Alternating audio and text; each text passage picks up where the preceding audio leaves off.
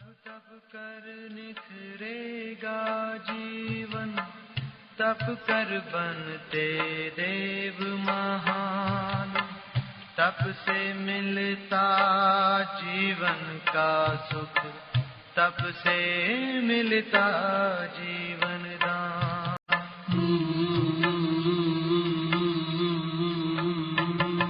तपस्या ही जीवन की है सच्ची सुंदरता, तपस्या ही जीवन की है सच्ची सुंदरता। तपस्या से मन में आती है मधुरता, तपस्या से जीवन में आती है मधुरता। तपस्या ही जीवन की है सच्ची सुंदरता।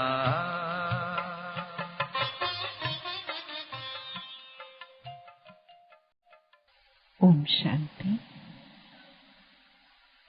प्राण प्यारे शिव बाबा,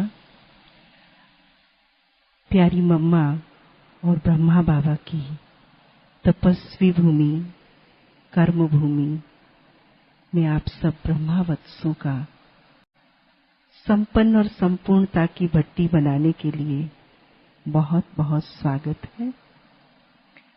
और आपके सन्मुख आदरणीय राजयोगिनी शीलू दीदी, जो चेहरे से और चलन से पावनता के प्रकंपन हम सबको बाबा की याद दिलाने का एक अलौकिक अद्वितीय कार्य करती हैं।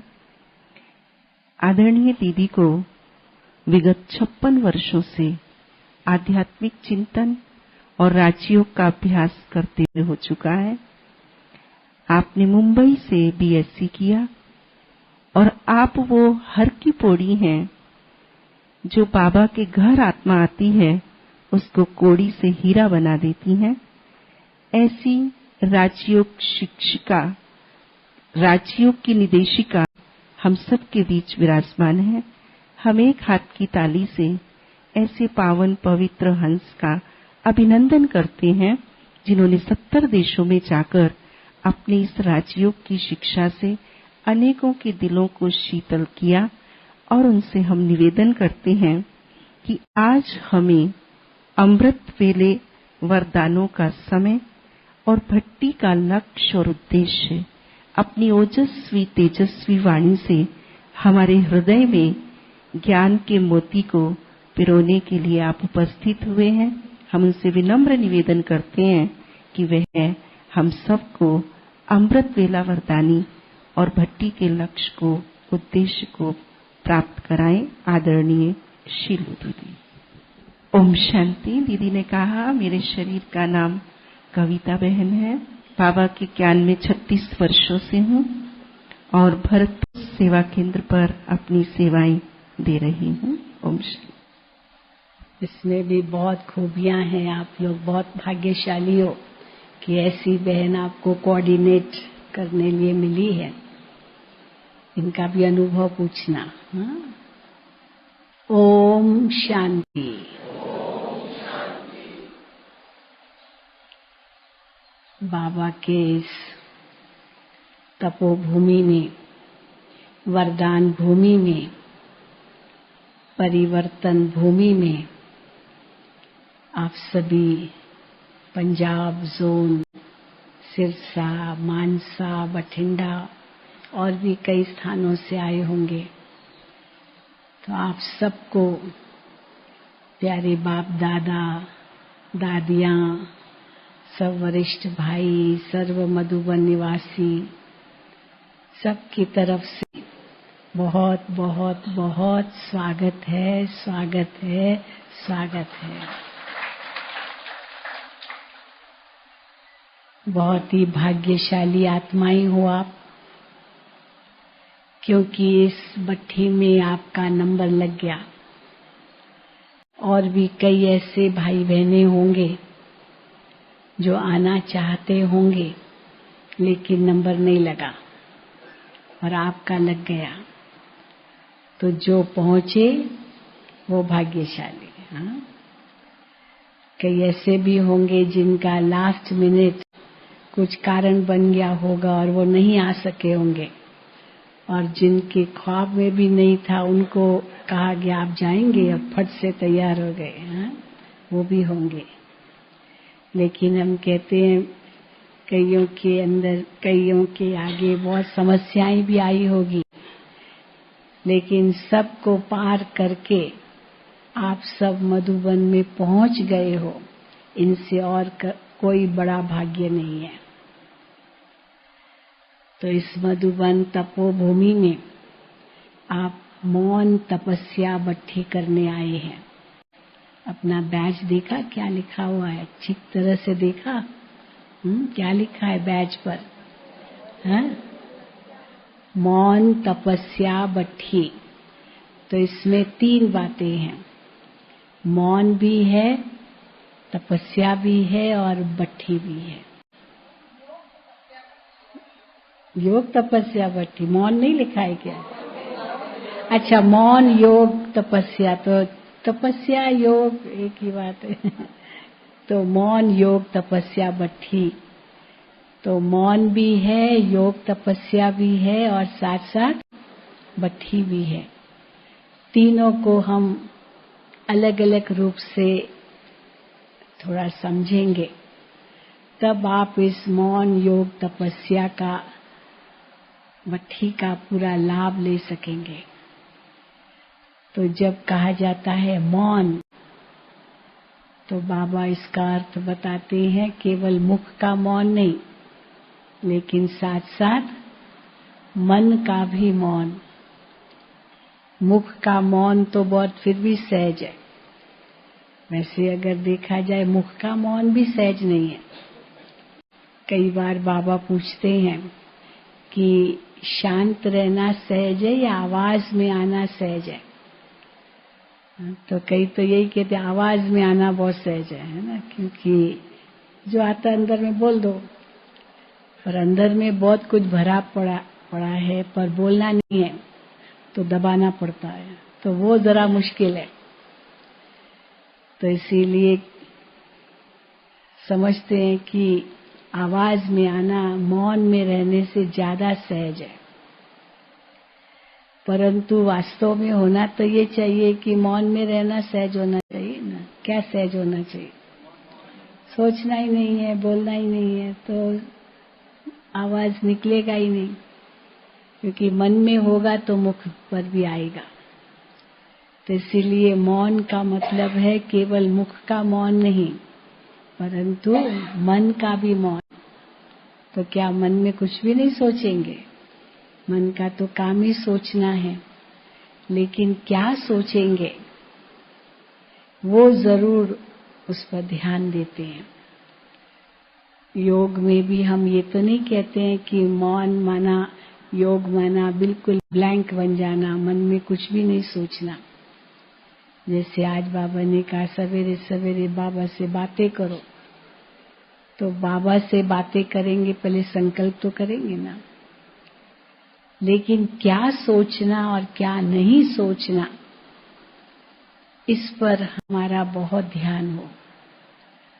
और जो नहीं सोचना है वो 1 सेकंड में फुल स्टॉप लगा सके। जैसे गाड़ी में ब्रेक पावरफुल होती है तो उसी वक्त गाड़ी रुक जाती है।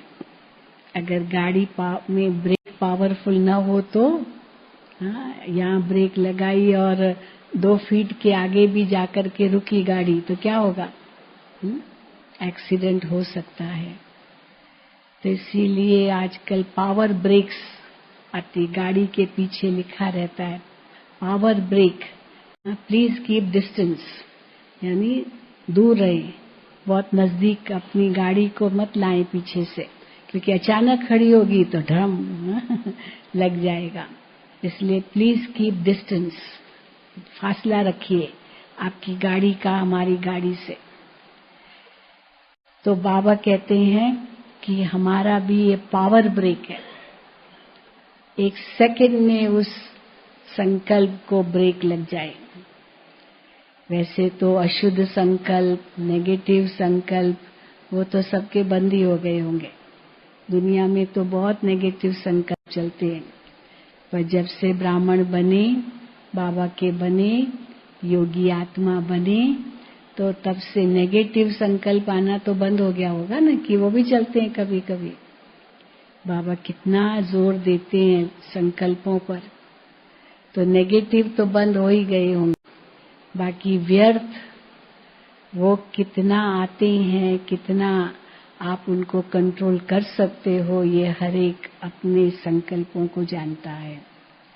लेकिन मौन योग तपस्या बट्ठी माना, पहले मौन तो मन का मौन, अर्थात बाबा के बारे में जो भी विचार आते हैं, ज्ञान के बारे में जो भी विचार आते हैं, वो अलाउड है। बाकी कोई भी और विचार अलाउड नहीं है इस मौन योग तपस्या बट्ठी में। ये ऐसा किला बन जाए जहाँ कोई अन्य संकल्प आ न सके।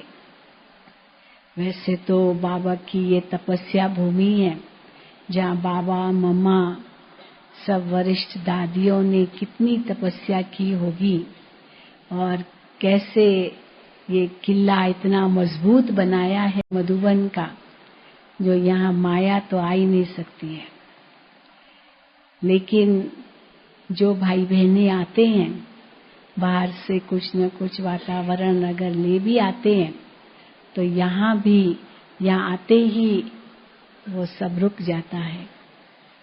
परंतु फिर भी अगर किसका नहीं रुकता, तो बाबा कहते हैं खुद पुरुषार्थ करना पड़ेगा। वैसे तो साकार बाबा के सामने, आज मुरली में था ना, सवेरे सुना कि कोई टीचर अगर कैसे किसी को ले आती थी मुरली क्लास में, बॉम्बे में बाबा मिलते थे, जाते थे, तो समझते चलो बाबा से इनको मिलाएंगे। तो बाबा बिल्कुल छुट्टी नहीं देते थे कि मुरली क्लास में कोई ऐसे विकारी को कोई नहीं आए, जब तक उसने पूरा समझा नहीं। और ब्रह्मा बाबा कौन है ये तो पता ही नहीं है उनको। शिव बाबा इनके तन में आते हैं, ये तो वो जानते नहीं। भले कितना भी कहे तो भी वो संशय की दृष्टि से कोई देखे, निश्चय बुद्धि थोड़ी होंगे। तो इसलिए बाबा कहते थे बच्चे, कोई भी नयों से नहीं मिला। भले बाद में बाबा से मिलाने के लिए ले आते थे, ऐसे नहीं कि बाबा मिलते नहीं थे, मिलते थे, लेकिन मुरली में बाबा नहीं चाहते थे कि कोई ऐसे बाहर का आकर के बैठे, क्योंकि एक तो समझ में नहीं आएगा उसको। बाबा तो कई बार धर्मराज की मुरली भी चलाते थे। क्या बाबा, बच्चों के आगे तो माँ बाप कुछ भी कहेंगे ना, वो तो अधिकार है, लेकिन कोई नए के आगे कोई कहे तो सोचेगा बाबा ऐसे क्यों कहते हैं। तो इसलिए बाबा अलाउ नहीं करते थे। और मधुबन तो ये किला है, यहाँ माया नॉट अलाउड, इसीलिए यहाँ का जो वातावरण है बिल्कुल दुनिया की वातावरण से एकदम न्यारा है। आप नक्की झील पर सैर करें, वहाँ का वातावरण कुछ और जैसे जैसे पांडव भवन के नजदीक आते जाते हैं महसूस होता है कुछ अलग, धीरे धीरे बदलता जा रहा है। और अंदर प्रवेश होते ही एकदम दूसरा वातावरण होता है। आप लोगों के लिए होता है, लेकिन हमारे लिए भी होता है। क्यों? हम भी कहीं बाहर जाते हैं ना, 10 दिन 15 दिन कहीं भी, और 15 दिन के आने के बाद जैसे हमको भी महसूस होता है बाहर का वातावरण और यहाँ के वातावरण के अंतर में। और बाबा तो मम्मा यहाँ रहते थे, तो खास करके जो 4 धाम की यात्रा हम करते हैं, बाबा मम्मा तो अक्सर इसी पथ पर चलते थे। झोपड़ी, बाबा का कमरा, मम्मा का कमरा भी वही था, जहाँ पर जो मेन एंट्रेंस है पुराने मकान का, वही मम्मा का कमरा था। तो और हिस्ट्री हॉल और शांति स्तंभ तो उस समय टेनिस कोर्ट था बाबा के समय। वहाँ पर बाबा क्रिकेट खेलते थे, बैडमिंटन खेलते थे, बहुत कुछ खेलते थे बाबा, बच्चों के साथ ही खेलते थे। तो ओपन ग्राउंड था, पहले तो ट्रेनिंग सेंटर भी नहीं था, तो सब पीछे ग्राउंड ही था। तो कैसे बाबा वहाँ पर बच्चों से खेलते थे। तो ये तो बाबा की अव्यक्त होने के बाद शांति स्तंभ बना। ट्रेनिंग सेंटर बाबा के होते हुए ही बन गया था। बाबा ने खास ट्रेनिंग सेंटर बनवाया। बाबा कहते थे बच्चे आएंगे, कुमारियां आएंगी, टीचर्स आएंगी, या उनकी ट्रेनिंग हो। और दादी जानकी को बाबा कहते थे कि तुम्हारे लिए मैं इंद्रप्रस्थ बना के दूंगा। जो इंद्रप्रस्थ है ना शांति स्तंभ के सामने, और जहाँ दादी जानकी रहते हैं, तो हमेशा बाबा वहाँ वॉकिंग करते थे। दादी जानकी बताते हैं कि बाबा हमको कहते थे यहाँ मैं तुमको इंद्रप्रस्थ बनवा के दूंगा और आप यहाँ ट्रेनिंग देना। तो दादी जब भी शांति स्तंभ के पास जाती है तो या आती है यहाँ, तो वो जरूर दृश्य याद आता है। बाबा के साथ वहाँ घूमती थी, सैर करती थी, और बाबा उनको कहते थे यहाँ तुमको ट्रेनिंग करानी है। तो ऐसे ट्रेनिंग सेंटर बनाया, पर फिर भी बीच का स्थान तो खाली ही था। तो आप सब भी महसूस करेंगे ये जो पथ है, बाबा की झोपड़ी से लेके बाबा का कमरा, मम्मा का कमरा, हिस्ट्री हॉल और शांति स्तंभ, इसमें स्पेशल वाइब्रेशंस है। कई आकर के बताते हैं कि ये ठीक है और आंगन भी है, लेकिन ये जो पथ है उसमें बहुत ही पावरफुल वाइब्रेशंस है, क्योंकि बाबा मम्मा यहाँ विचरण करते थे। तो देखो आपको भी रोज सुबह शाम यही कहा जाएगा, 4 धाम की यात्रा करो। और नीचे से भी भाई बहन आते हैं, इसी लक्ष्य से आते हैं, 4 धाम की यात्रा करनी है। ब्रह्मा बाबा के 4 धाम। तो झोपड़ी में बाबा के जाते हैं तो वहाँ बाबा से क्या अनुभव लेते हैं। जैसे बाबा इंडिविजुअल एक से मिलते थे बाबा की झोपड़ी में। दिन के 11 बजे बाबा वहाँ बैठते थे।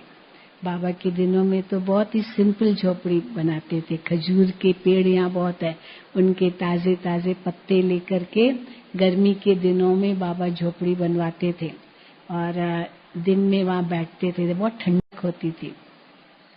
तो बाबा इंडिविजुअल अकेले, किसी को भी अलग से मिलना होता था तो बाबा वहाँ मिलते थे। फिर कमरे में बाबा ग्रुप से मिलते थे। तो झोपड़ी में जैसे बाबा को सखा रूप में देखते थे, दिल की बात जो भी बाबा को कहनी है वो बाबा को कहते थे। फिर बाबा के कमरे में तो माता पिता के रूप में बाबा से मिलते थे। जैसे माता पिता के सामने बैठे हैं, बाबा की गोद में भी जाते हैं और बाबा कैसे प्यार से बच्चों से मिलते हैं। तो बाबा के कमरे में तो माता पिता का संबंध बाबा के कमरे में, और सखा का संबंध बाबा की झोपड़ी में। फिर हिस्ट्री हॉल में तो बाबा टीचर का रूप होते थे। हाँ, मम्मा उसके पहले आती थी, इसलिए जो 2 गद्दी दिखाई है ना, 2 है, तो बाबा मम्मा के समय 3 गद्दियां होती थी।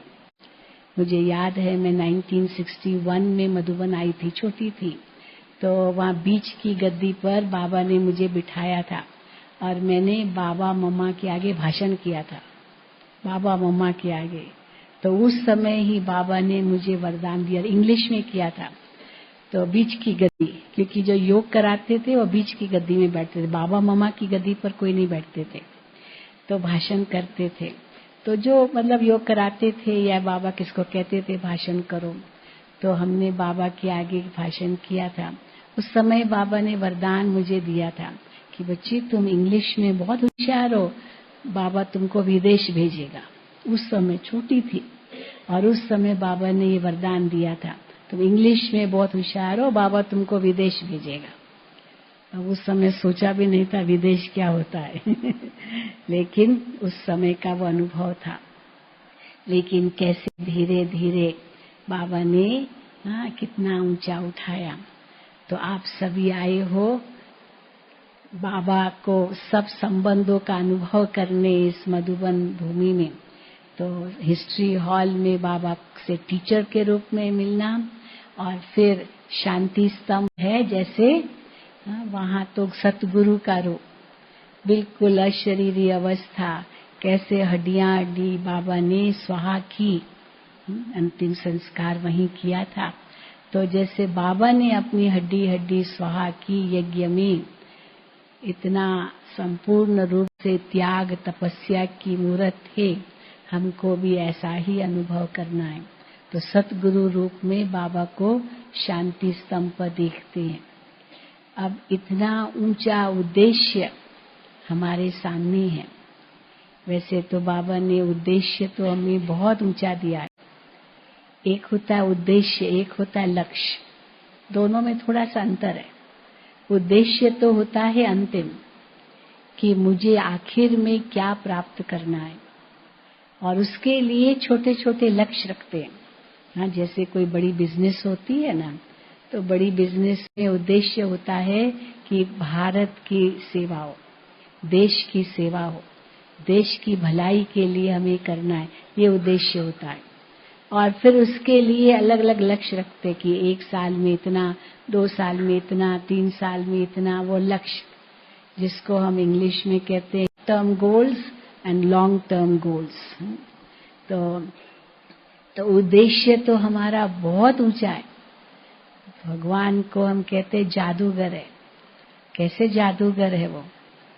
जादूगर के रूप में सारे विश्व को बदल देता है। लेकिन बाबा कहते हैं मैं तुम बच्चों के बिना कुछ भी नहीं कर सकता हूँ।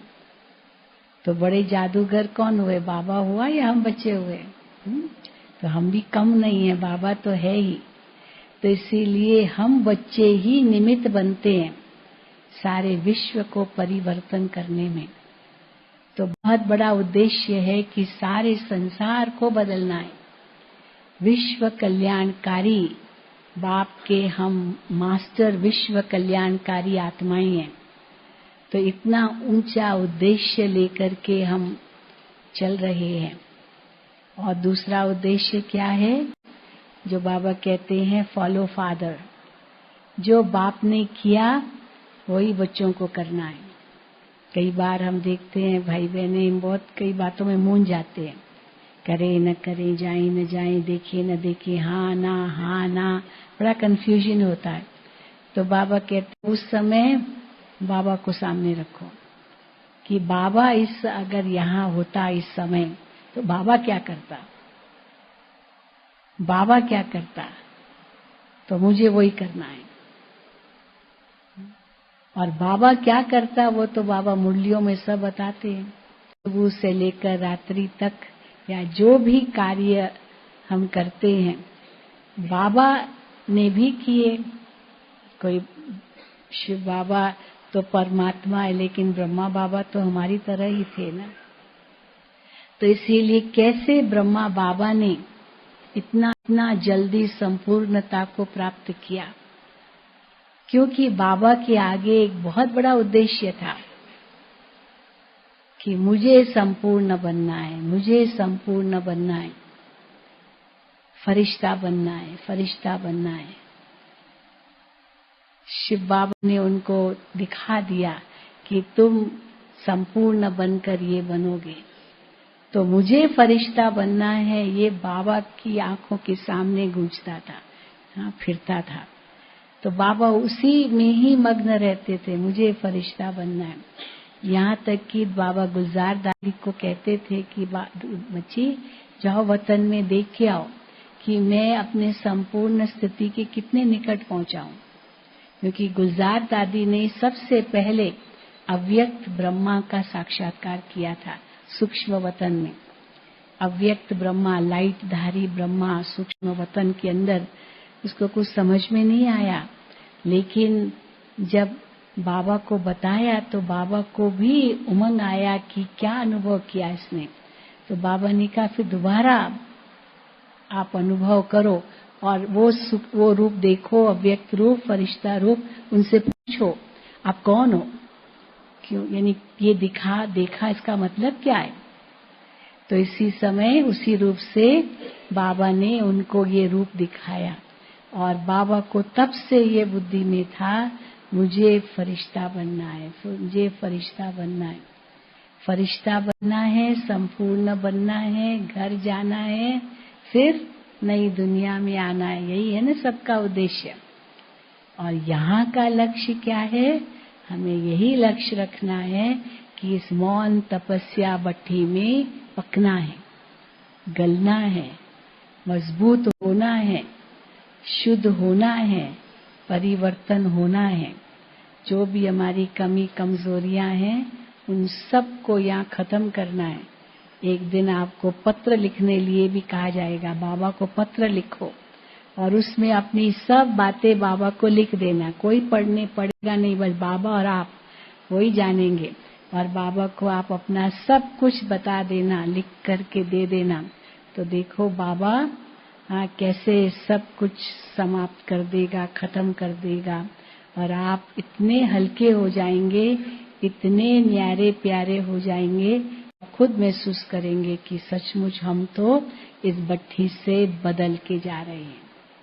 तो मौन में भी रहना है, तपस्या भी करनी है और भट्ठी में पकना है और अंतिम उद्देश्य को भी मुझे प्राप्त करना है। बस यही बुद्धि में हो ये 3-4 दिन, ठीक है।